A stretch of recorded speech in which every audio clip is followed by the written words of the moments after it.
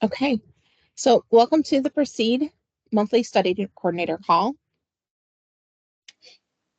Just a couple of housekeeping items. This call is being recorded so that we're able to put the recording on the study website for anyone that's not able to attend. So if you are not speaking, please mute your phone to avoid the background noise.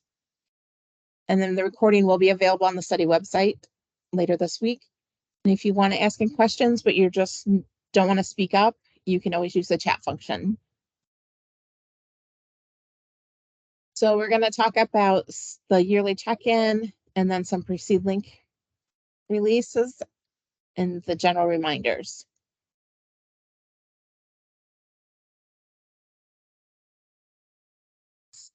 Get everybody in here.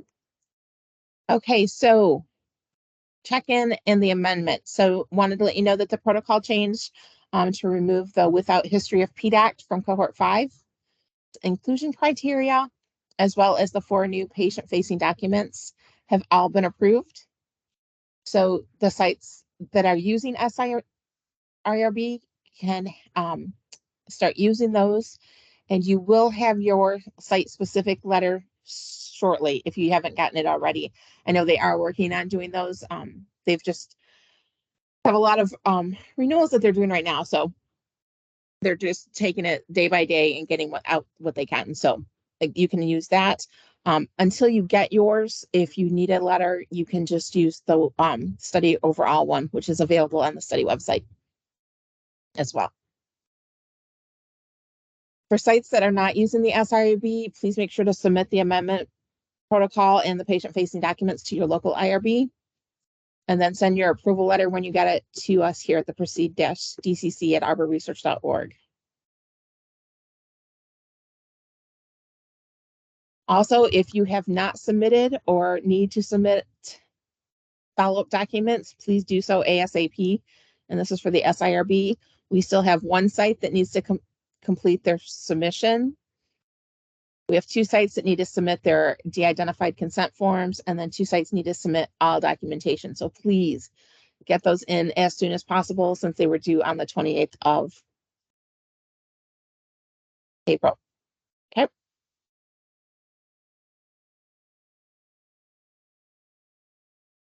So we do have a PRECEDE link release coming up. It's actually scheduled for May 23rd. We'll let you know if that changes at all. But the changes or the updates that are going to be happening are are going to have 2 new ad hoc CRFs. It's the CT scan and the cis fluid biosample CRF. And you'll find it on the drop-down menu for the ad hocs, and they'll be the bottom of where the 2 new ones will be. We also are going to be splitting cohort 6 into cohort 6A and 6B. 6A includes participants who started in one cohort, such as cohort 1, 2, 3, or cyst, and then later developed PDAC and moved into cohort A. Cohort B is going to include participants who entered PRECEDE with PDAC diagnosis. Okay, so participants in 6A still meet the requirements for 6B regarding familial pancreatic cancer history and pathogenic germline variants, but develop PDAC after enrolling in PRECEDE. We are also going to be adding options to the biosample collection CRF.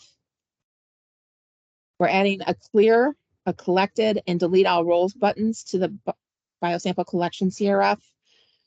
So currently now, once you've entered everything, and if you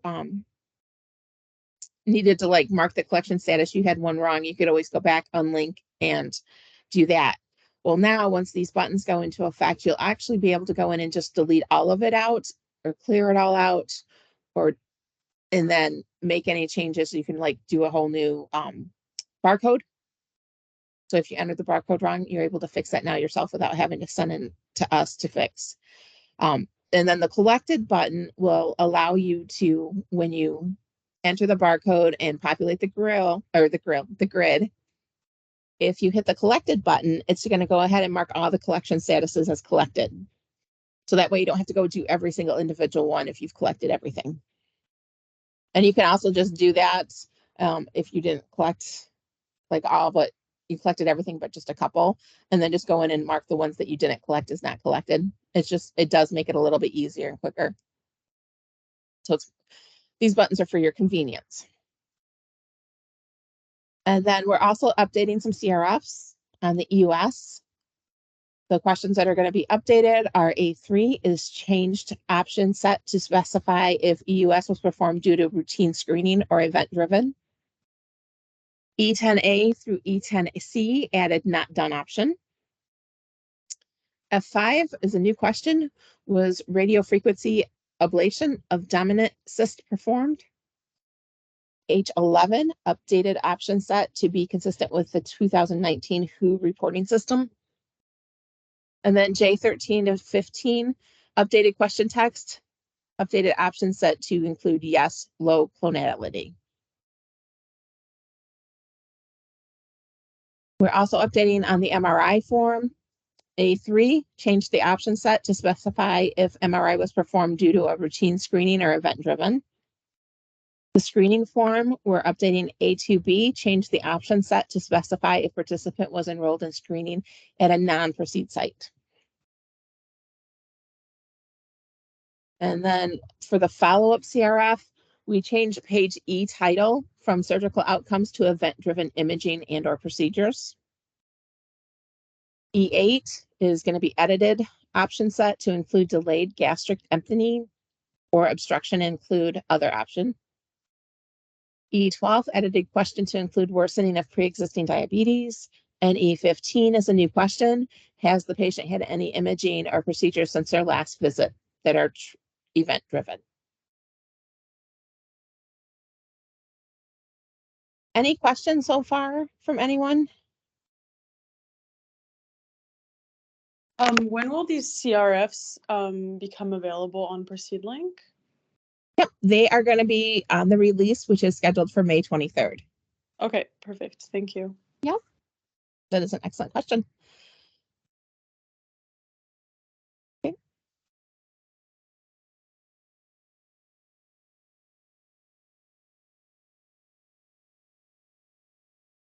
All right. So just a reminder that if you or someone at your site would like to attend a PRECEDE Link training or a retraining, please let us know. We are actually adding new sites pretty frequently now, so we are holding trainings, several times a month. So if you're interested, we're happy to forward you the meeting invite so that you can attend. It's because everybody goes through the training initially, and then once you get into Link, you may realize you have more questions or you need more clarification. We're happy to have you join us. If you're not available during the times we have set already, we can always do another training at a different time for you. So just please reach out. We're happy to help. The monthly coordinator calls are held every month on the third Tuesday and third Wednesday. You are welcome to join both calls or just one of them because we do cover the same topics on both calls. And if you have any topics that you want to have covered, please just email us and let us know. And just as a reminder, contacting the Data Coordinating Center, just make sure that you put PRECEDE-DCC@arborresearch.org on all your emails. That way, if you're emailing, say, just me, and I'm not available, somebody else can respond to your email. Okay? We don't want anybody's emails to get lost in our email boxes. So, and just remember, it does include several folks here at the DCC, like myself and Julia. So one of us will always answer. Okay. That is all that I had. Did anybody else have anything that they wanted? Questions or comments?